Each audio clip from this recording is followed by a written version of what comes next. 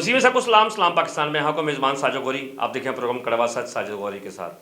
नाज़रीन, आज हम बात करेंगे हैदराबाद से, जहाँ पर चंद दिन पहले हमारी मसीही कम्युनिटी के यूसुफ मसीह की फैमिली के ऊपर झूठा इल्ज़ाम लगाया गया चोरी का, और उसके ऊपर आप कह सकते हैं कि सोने के सिक्कों का इल्ज़ाम लगाया गया कि इन्होंने वो सिक्के चुराए हैं। और उसके बाद एक झूठी एफआईआर भी दर्ज करवाई गई, जिसमें लिखा गया उन्होंने मर्द को रोड के ऊपर घेरा, और उसके ऊपर जो मामला जो लिखे हैं एफआईआर के अंदर वो भी साथ में चला रहा हूँ। और इस पूरे मामलात को देखने के लिए वहाँ पर हैदराबाद में मकबूल मसीह खोखर साहब, जो कि मसीही इत्तेहाद कौंसिल पाकिस्तान के मरकज़ी सदर हैं, इन्होंने इस मसीही कौम की जो फैमिली है हमारी यूसुफ मसीह की फैमिली के साथ जुड़े, और इन्होंने उनके लिए इंसाफ के लिए हैदराबाद जो प्रेस क्लब है वहाँ पर भी एहतजाज किया, और अपने एहतजाज में कामयाब भी हुए, और इन्होंने आखिरकार उन फैमिली की ज़मानत भी करवा दी। और आगे फर्दर केस चल रहा है, लेकिन जो हक़ाइक़ थे वो सामने आए कि ये जो एफआईआर है ये झूठी करवाई गई है, इसके ऊपर भी एहतजाज किया गया। हमारे पास जो है मकबूल मसीह खोखर साहब, जो कि मरकज़ी सदर हैं मसीही इत्तेहाद कौंसिल के, वो हमारे साथ टेलीफोन लाइन पर मौजूद है हैदराबाद से। हम इनसे पूछेंगे, सर अभी तक जो फैमिली है उसकी तो ज़मानत करवा दी आपने, लेकिन आगे जो फर्दर जो मामलात हैं उसको कैसे देखेंगे, और इस फैमिली को जो इंसाफ है वो कैसे मिलेगा? आगे जो मामलात हैं वो फैमिली के हम लोग हर कदम पे साथ हैं। जितनी हमारे से अपनी मदद से फाइनेंशियली सपोर्ट हम कर सकते हैं, मैंने अपनी जेब से फाइनेंशियली सपोर्ट की, उनको उनकी जमानत वगैरह करवाई, दोनों बच्चियों की, और एक उनका भाई था जेल में। इन्होंने एफआईआर करवा के तो हैदराबाद सेंट्रल जेल में दोनों बच्चियों को भेज दिया था। तो वहां से हमने अपने वकील लगा के वकीलों को हमने हायर करके हमने अंदाजन तीन वकील हमने वहां पे खड़े किए इनके सामने, और वो भी पार्टी थी, उन्होंने भी अपने वकील खड़े किए। तो वहां पे जज साहब ने केस को जब देखा तो उन्होंने, जज साहब ने वकीलों के सामने ऐसे फाइल फेंक दिए, कौन सा केस लेके आ गया झूठा। तो फिर भी वो वहां पे हमायत की, तो जज साहब ने इन बच्चियों को रिमांड मजीद वो रिमांड मांग रही थी पुलिस को रिमांड नहीं दिया, तो जज साहब ने फेवर दी कि बच्चियों को जेल भिजवा दिया। तो हमने साथ ही उनके लिए बेल दाखिल कर दी, एप्लीकेशन दे दी हमने इसके लिए, जमानत के लिए। तो वो खुदावंद की का शुक्र हमने किया, खुदावंद का, कि जज साहब ने हमें दूसरे दिन जमानत पे दोनों बच्चियों को 20-20 हजार की जमानत पे दोनों बच्चियों को रिहा कर दिया। तो हमने बच्चियों को उनके घर पे पहुंचाया, उनके घर पे सरों पे हाथ रख के उनके घर पे छोड़ा। तो आगे के मामलात भी हैं, तो हम लोग, हमारा अदारा कोई ऐसी सपोर्ट नहीं कर सकता, तो ना इतना अफोर्डेबल है। तो हमने अपना जो हमारा कैथोलिक चर्च का अदारा है जस्टिस एंड पीस, हमने आगे जो केस है उनके पास रेफर कर दिया है। मजीद वो अपने वकील करेंगे और इस केस को वो देखेंगे। हमारे वो इनके डायरेक्टर हैं फादर जमील एल्बर्ट हैं, वो इसके डायरेक्टर हैं जस्टिस एंड पीस के। आगे वो सारे मामलात को वो देखेंगे। अच्छा, ये जो सोने के सिक्कों की बात अगर की जाती है तो ये कौन से फैमिली थी, और ये जो हमारी कौम की जो बेटियां हैं ये तो बेचारी घरों में काम करती थी, तो ये कौन सी फैमिली थी जिसने इनके ऊपर इल्ज़ाम लगाया?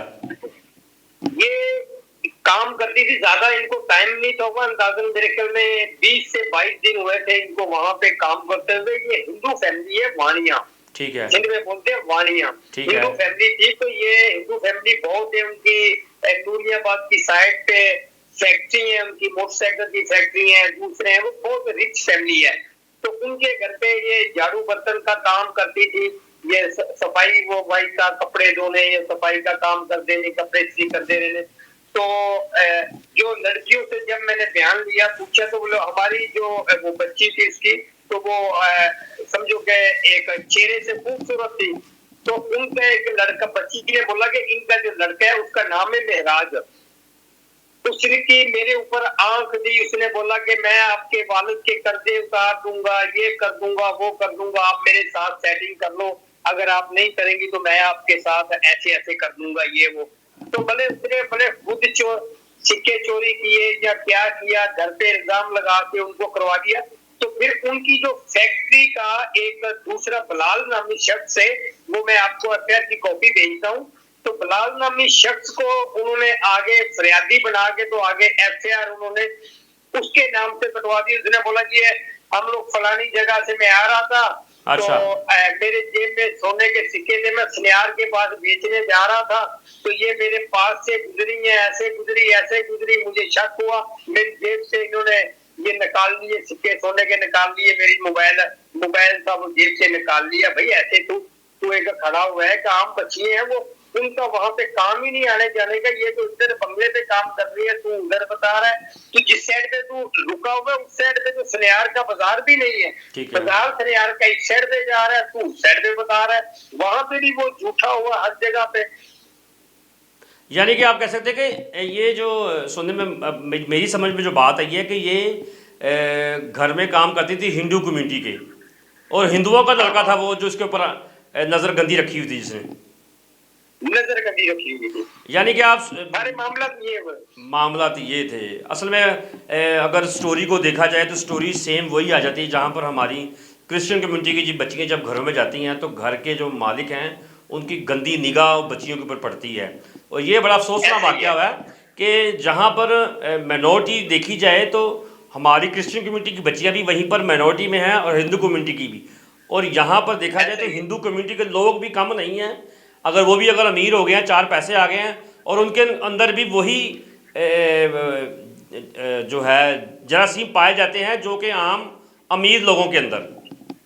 हाँ, फिर उन्होंने आपको मैं एक दर्दनाक जो बात बताऊं, जब उन्होंने इल्जाम लगाया बच्चियों को, तो उस फैमिली के दो मर्दों ने उन बच्चियों को कमरे के अंदर बंद करके तो जिस्मानी तशद्दुद किया, इतना मारा, लोहे के जो पाइप होते हैं ना उनसे मारा, इतना मारा कि उनके पूरे जिस्म के ऊपर इतने निशानात आपने देखे। तो डॉक्टर ने जज साहब ने मेडिकल के लिए भेजा कि आप मेडिकल इनका बकायदा करवाएं।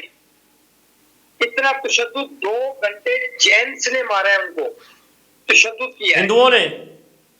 हाँ, फिर उसके बाद उन्होंने घर से बुला के, पुलिस को घर पे बुला के उनको थाने पे भेजा, थाने पे अफसर करवाइए। फिर थाने पे जाके उन्होंने जेंट्स पुलिस के साथ मिलके उन्होंने खुद मारा, जेंट्स ने लेडी पुलिस में भी नहीं मारा, इतना जुल्म हुआ है।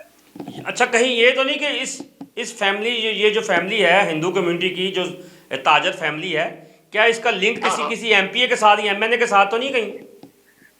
उनका लिंक जो था ये असल में एक बड़ी फैमिली है, तो आपको पता है कि बड़ी फैमिली जो है ये लोग हम 5 रुपए जेब से निकालते हैं तो हम सोचते हैं वो 5,000 निकालना उनके लिए हमारे 5 रुपए तो उनका 5,000, ठीक है, कितना फर्क है। ठीक है। तो जब जिद पे बात आ जाती है तो उनकी एक लड़की पुलिस में है, एक उसकी बीवी जो है वो सरकारी वकील है, तो उनके अपने बड़े असर रसूख है जिनकी वजह से वो टैच में आके फिर इस लड़की ने उनके घर पे मुंहमारी भी की, तो उन्होंने वो उनकी जो उनकी वकील है वो टैच में आ गई कि 2 टके की लड़की, तो मैं इतनी हम रिच फैमिली से हैं तो ये हमें इतनी बातें सुना रही है, ये कर रही है। उन्होंने अपना गुस्सा भी इनको ये था कि बेइज्जती महसूस की। जी अच्छा, हमारी मसीह कम्युनिटी को क्या पैगाम देना चाह रहे हैं? मैं अपनी मसीह फैमिली को ये मैसेज देना चाहता हूँ कि खुदारा अपनी बच्चियों को, अपनी बेटियों को खुदारा बंगलों पे काम करने के लिए नहीं भेजें। आप 3 टाइम खाने की बजाय 2 टाइम खाना खा लें, पर बंगलों पे काम के लिए नहीं भेजें। और ऐसे जो जालिम हैं जो हमारी बच्चियों का मिसयूज करते हैं, कुछ बच्चियां मिसयूज हो भी जाती हैं, जो घरों पे नहीं बताती, एक्शन नहीं लेता, वो हमें नजर भी आ जाता है, तो वो मंदिर यहाँ पे नहीं आती। तो कुछ बच्चियां जो होती हैं कि वो अपने वालिदैन के साथ, अपने लोगों के साथ, बहन भाई के साथ वफादार होती हैं, वो इस फील्ड में नहीं भी जाती, तो लालच में नहीं आती। तो ये बच्ची भी ऐसे थी कि लालच में नहीं आई, इसने डट के मुकाबला किया, तशद्दुद भी करवाया, तो उन बातों पे नहीं आई। तो मैं अपनी कौम को यही मैसेज देना चाहूंगा कि इनके लिए भी दुआ करें कि इनके मजीद आगे जो केस चलेगा, हर जगह पे खुदावन ने इनको अभी तक खुदावन ने इनको झूठा किया है, तो ये झूठे ही होंगे।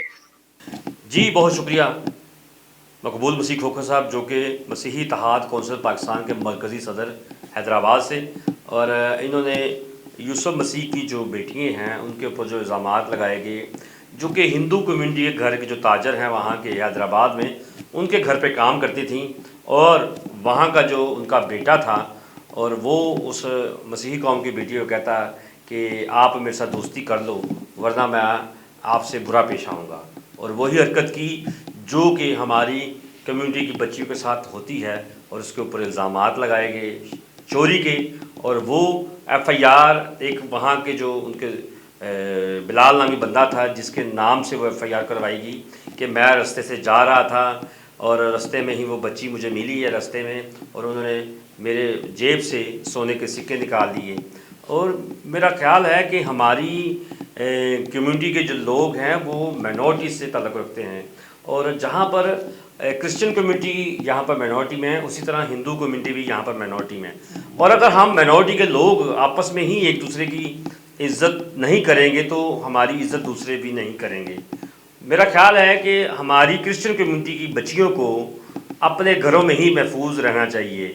अगर आपने काम करना है तो आप तालीम हासिल करें और जाके ऑफिसेज़ वगैरह में या किसी और अच्छे अदारों में काम करें घरों की बजाय। और अगर आप तालीम हासिल नहीं कर सकती तो कम से कम आप स्किल एजुकेशन जैसे सिलाई कढ़ाई का काम, पार्लर का काम, ये ज़रूर सीखें ताकि आप घरों में काम ना करें बल्कि अपने बलबूते पर मेहनत कर सकें।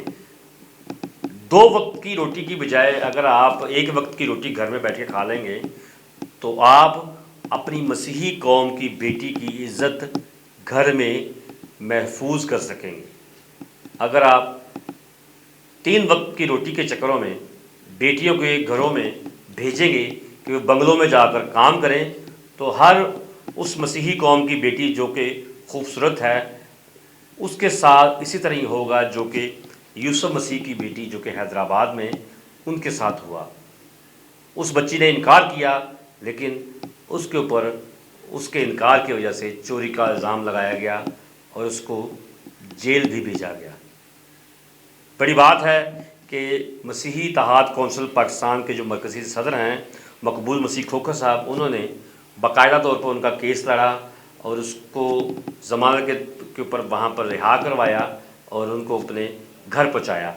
और हैदराबाद प्रेस क्लब के अंदर भी उन्होंने एहतजाज किया, और आगे भी हमारी कैथलिक कम्युनिटी की जो एक NGO है जस्टिस के नाम पर, उनके साथ इनका इल्हाक हो चुका है और आगे भी मज़ीद जो केसेस हैं वो वही करेंगे। तो हमारी क्रिश्चियन कम्युनिटी के लोगों को इनके लिए दुआ करने की ज़रूरत है ताकि ये इंसाफ के लिए जिस भी अदारे या कोर्ट में जाएं और इनको इंसाफ मिले ताकि ये इज़्ज़त की ज़िंदगी अपने घर में जी सकें। फिर मिलेंगे नए टॉपिक के साथ। मुझे और कैमरामैन को इजाज़त दीजिए। खुदा हाफिज़।